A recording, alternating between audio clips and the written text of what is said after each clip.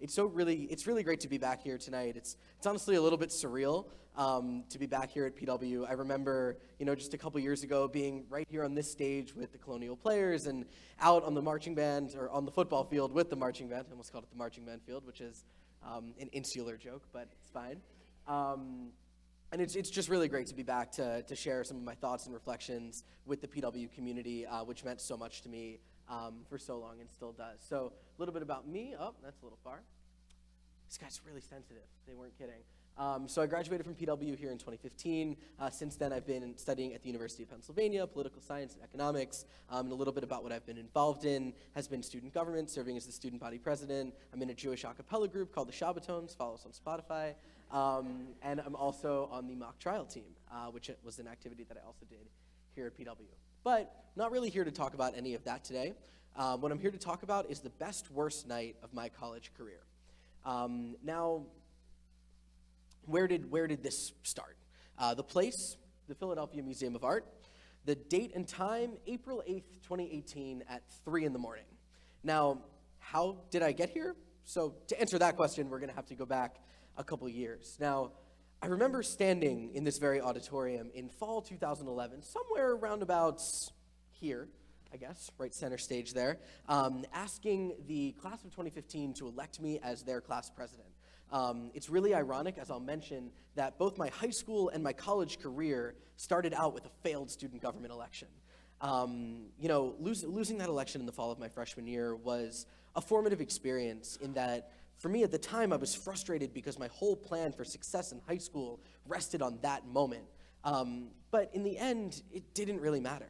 I got involved instead of in the steering committee, in the student council, eventually rose up through the ranks there to become president of that, and found myself infatuated with doing work in terms of the advocacy and speaking on behalf and working for my fellow students. I knew I wanted to get involved in a similar way at Penn, especially after completing the Pinnacle Pre-Orientation Program, which is a 3-day retreat right before the start of the school year. And I remember remarking to one of the upperclassmen student leaders for the program. Her name was Jane Meyer, and she was student body president at the time. And I said, Jane, even before I was starting my freshman year, I want to be just like you when I grow up. Now, it's funny. It's funny, and it was funny at the time because she totally thought I was kidding. But I knew from that moment that was something that I wanted to do, that I wanted to make that impact for my fellow students. And now I mentioned that both my high school career and my college career started out with a failed student government election, so you can probably see where this next slide's going to go. I came in 17th place in the new student election. 17th place! That sucks! Here I was with this plan of becoming in charge of the school in 4 years, and I couldn't even get elected to the group to be a part of it. Luckily, I got involved in an appointed capacity and, proved myself through really hard work and dedication, rose up through the ranks, through the cabinet, the executive board, and in my senior year, ran for president and won, which was an incredible experience. And I remember that night, which was April 5th, 2018. I just put this vote totals up there as a slight flex. That's me, of course. That's me with my vice president, Jordan, on a Snapchat that my friend Kaylee took. She's going to be instrumental for the remainder of the story, so remember Kaylee for a little bit. But yeah, I remember being just utterly dumbfounded at what I had just accomplished. So why then, 3 days later, did I find myself at the art museum at 3 in the morning? Now, to answer that question, I'm going to have to explain a little bit more about the culture at Penn. So, as an institution with hundreds and hundreds of years of history, over the course of that history, some special social groups have popped up in the name of senior societies. These are groups that are meant to recognize students that do hard work on campus, that give back to the community, and that are generally seen as leaders of the Penn undergraduate community. And I really, really wanted to be in one of them, particularly the Sphinx Senior Society, which that girl, Jane, who was student body president my freshman year, was involved in, as well as other leaders of that Pinnacle program. And it was something that I had seen myself getting involved in for a long time at Penn. And I thought, as president of the undergraduate assembly, formerly having been chair of the Student Activities Council, 2 very high-profile campus positions, that I would be a shoo-in for recognition in society. I was tapped to apply in April, or actually rather March, of my junior year. You get tapped in junior year to apply for a senior year stint in the group. And I thought, just fill out the application, it'll be simple, of course. Like, how could I not get in? So, fast forward a little bit to April 8th. We've talked about that date a little bit so far. And I get a call from my friend who had tapped me saying that I didn't make the cut.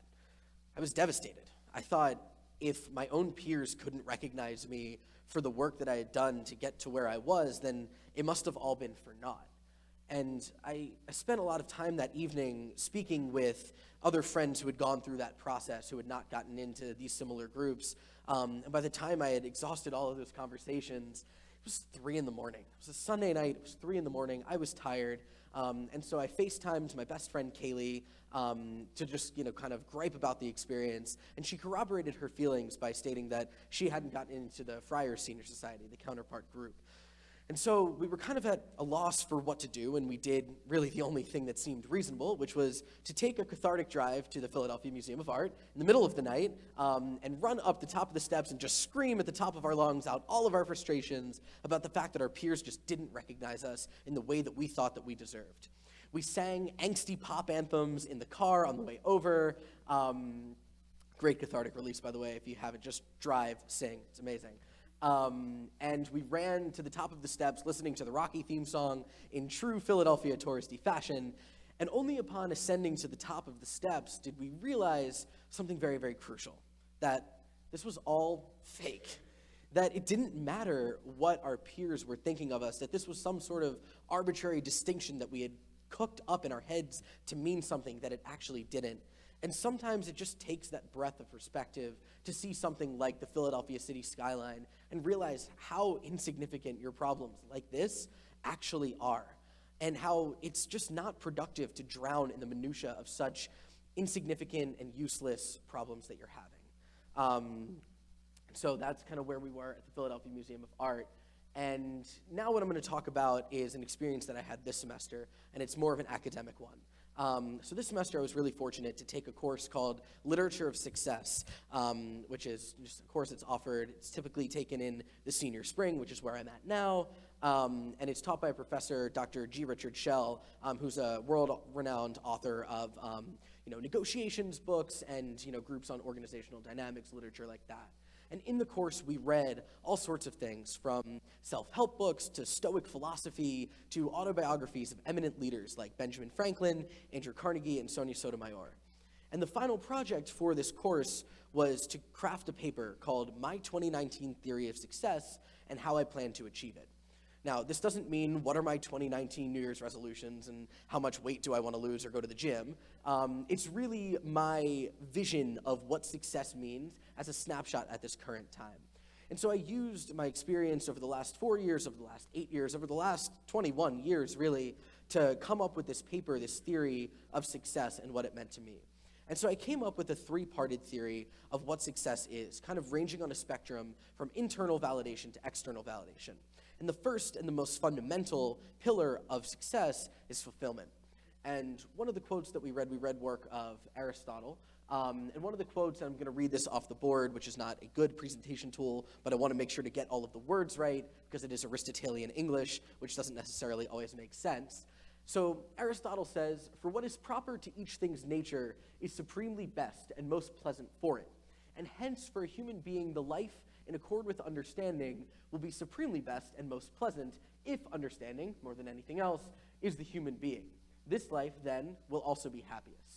Now, kind of similar to the talk that we heard before, we know what all of those words mean in isolation, but let's try to think about what that means altogether. What Aristotle is saying here, that the life best lived is that which is lived in pursuit of one's true purpose. That fulfillment and the internal sense of validation is paramount in making sure that you're having a healthy and happy, successful path in your life. And so fulfillment is really the core of finding meaningful work. It's the core of anything that you do. If you're not doing something to help yourself, all of the recognition and all of the accolades are not going to mean anything. Which brings me to my next pillar, which is accomplishment.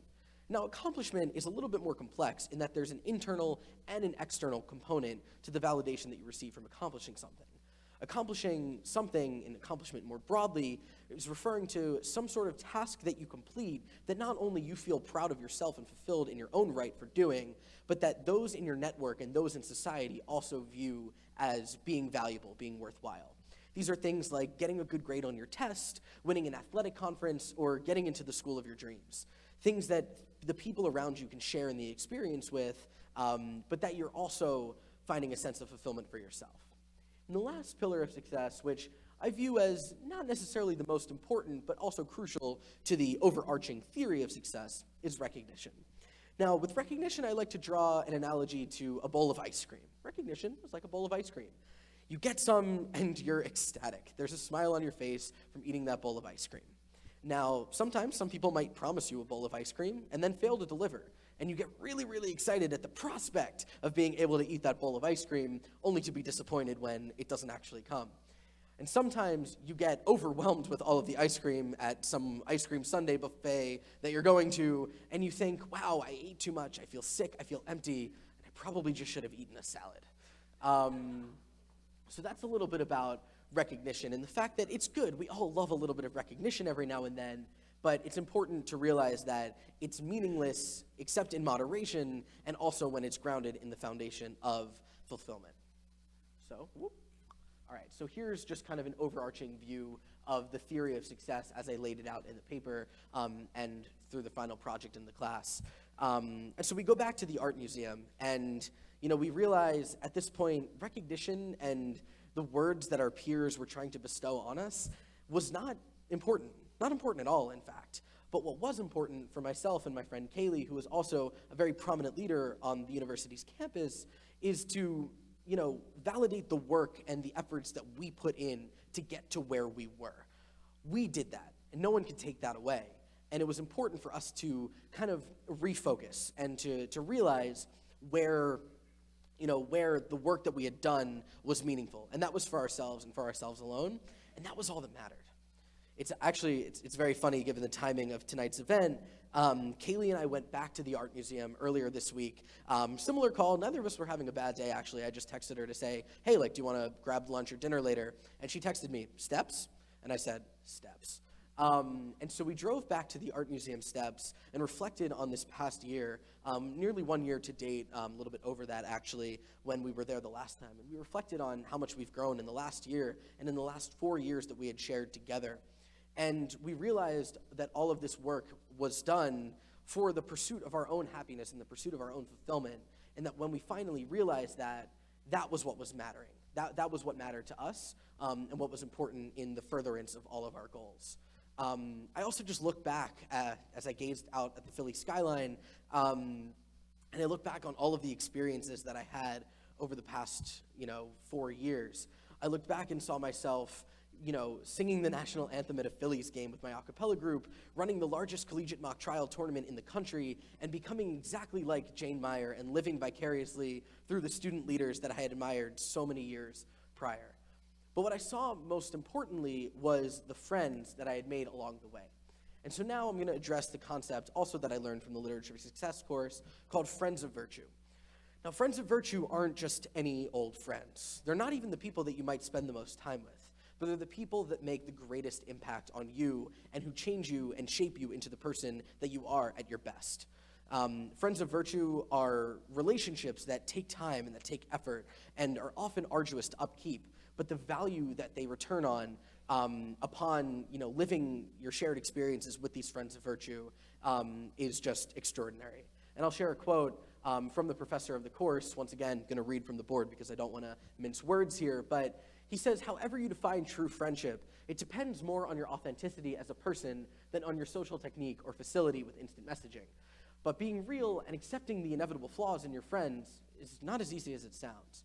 So here, Professor Schell enumerates the fact that friendship is tough, it takes work, that there's a sense of vulnerability that you have to admit to yourself and that you have to allow yourself to feel, and he also admits that nobody's perfect. You're not perfect, your friends aren't perfect, but you can work together to make yourselves better and to mutually have a shared beneficial experience. Now I think about some of the friends of virtue, we're going to get to that in a second. I think about some of the friends of virtue that I've made over my time at Penn. I think about my friend Kevin, who was my freshman year roommate, and I think about all of the arguments that we were having about politics, about social life, about just what to do in the world, and all of the discussions that we were having. And Kevin and I disagree on 1,000,010 things, but we know that every single argument that we have is making each other better, and that we're challenging ourselves to see from each other's perspectives and the perspectives that we might not necessarily be considering. They say that friends that you have for 7 years or more, you are going to have for your entire life. And now, I don't know what science is behind that, but I think it's pretty true. I also think that the friends that you make at formative experiences and formative points in life, such as high school, such as college, such as starting a new job or losing a loved one, those are the friendships that stick with you, tried and true, for the whole duration of your life and the whole duration of your experience. And it's important to note that these friendships of virtue and friendships in general that are strong and powerful last a long, long time, and it's important to keep them up. I think the best friendships are those that you can just pick up at a moment's notice, and it's almost like they were never not there. And so I think back to my two best friends from PW, Seth and Sam, who many PW teachers in the audience might remember us as being inseparable or intolerable, both very valid. But I think about the fact that, we've maintained very strong contact over the last 4 years, but even when we go weeks or months without talking, which is seldom, we still can pick up the phone and speak to one another as though we had talked just the day before. And so I think it's important to note that friendships of virtue are important to take with you, because even if you're fulfilled for yourself, if there's no one to share those experiences with, it's really hard to make sense of what fulfillment is and what it means to you. And the last lesson that I want to share with you guys is focusing on the moment and focusing on the value of time. I had the opportunity to participate in an internship last summer at a firm that I'm going to be rejoining after graduation, and when I came back to school after the summer, I was faced with kind of the mortal reality that the really, really comfortable place that I was in right now was not a place that I was going to be in 9 months. And now as I stare down that at the 11-day mark, it's a little bit more daunting, but I'll let you know how that goes in a week and a half. And I gave myself a challenge for this year. In the past, I had spent a lot of time thinking about, there's only 20 days until fall break, or I just need to get through this midterm, I just need to get through this week, and then everything will be fine. And I found myself wasting away entire swaths of my undergraduate experience, entire swaths of my life, really, and all of the moments and the memories that I could make. And so I offered myself a challenge this year, and I've really tried and put a lot of effort behind fulfilling that challenge, which is to not count down to anything and to live in the moment. And so each day when I wake up, I tell myself, all you have to worry about is what you have going on today. You should keep an eye and keep the future in the back of your mind, but don't ever count down to anything, because all you're doing when you're counting down to something is just wasting away the time in the interim where you could be making memories. And that's another thing that I learned both from PW and from Penn, is that the moments that you think are going to be the most significant are often the most unforgettable. I mentioned a couple of memorable experiences earlier, singing at the Phillies game, etc., but I think the more valuable moments are the ones that I never thought would happen or would never have any meaning. Whether that's making a Shabbat dinner with my a cappella group, it's a Jewish a cappella group, so there's that, or spontaneously driving to Atlantic City with my roommate on the basis of a joke. Follow me afterward for more details on that story, or just driving around the suburbs of Lafayette Hill and Plymouth Meeting with my two best friends from home, only to end up doing donuts in the PW parking lot. Shouldn't have mentioned that last one, and I think the renovations have probably fixed the skid marks that we may have left, but what I'm trying to get across is that the moments that you're sharing with the people that you're meant to share them with are the most meaningful moments, even if they don't carry necessarily the most social value or the most recognition. And so now we've covered a great deal of things today. So I want to take some time to reflect on the lessons that I want to impart and to just kind of sum up and see where we can go from here. The first would be to prioritize fulfillment. Often you're going to be faced, especially for those high school students in the room, as you're moving on through PW, past PW, to whatever that may entail, and you're going to be choosing and making a lot of decisions about what you're going to want to do with your life. You're going to have to finally, and let me know if I've answered this either, what you want to do when you grow up. that question will always kind of be in the back of your minds, and I would encourage you to think about, when you're thinking about what you want to be when you grow up, to prioritize fulfillment and prioritize the work and the purpose that is most meaningful to you, and not the things and the words and the awards that society is going to arbitrarily bestow upon you. Because often those awards, those accolades, while they're nice to have and while they're meaningful and really nice to display on a mantle, they're often arbitrary and not necessarily at the basis of pure merit. And so what is really important to focus on is the work that's most meaningful and most in pursuit of your purpose and understanding of what you're here to do. The next is to find your friends of virtue. Friends of virtue might not necessarily be immediately apparent as to who they are, but I would encourage you to go out of your way to find, to maintain, and sustain those friendships of virtue. Whether it's calling up a friend that you haven't spoken to in years, and this goes for anyone in the room, not just the high school students, calling up a friend or a loved one that you haven't spoken to in a long, long time and striking up that relationship and saying, hey, you did something that was meaningful to me, and thank you for that, that goes an exceedingly long way. And friends of virtue will be there for you when you need them and when you don't, through good times and bad. But it's important to find those relationships that are most meaningful and will support you through times of need. And the last would be to focus on the moment. There's a certain number of minutes, I believe it's 32,650 is the number, that's the number of days that you would live if you lived to be 90 years old. 32,650. Someone please fact check me on that one, by the way. But it's around that number. And if you were to plot that out on this board, you would see that that's actually not that many. And so counting down the days, counting down the weeks until the end of the semester, until finals, until the season is over, is just going to mean that you're going to miss out on the experiences, good and bad, that are going to shape you for the better. And it doesn't matter whether those experiences are winning your circuit marching band competition or getting elected student body president, or if they're doing donuts in the PW parking lot, which I can't in good faith advocate doing, but, kidding, of course. But finding those moments where, even if you don't necessarily expect them, you know that they're going to be valuable. So, as I stand now looking back on my 4 years at Penn, my 4 years at PW before that, I wouldn't change a thing. I'm extraordinarily happy and thankful for all of the experiences, all of the challenges, all of the failures, the successes, the losses, and the gains that have shaped me into who I am and who I will continue to be along this road.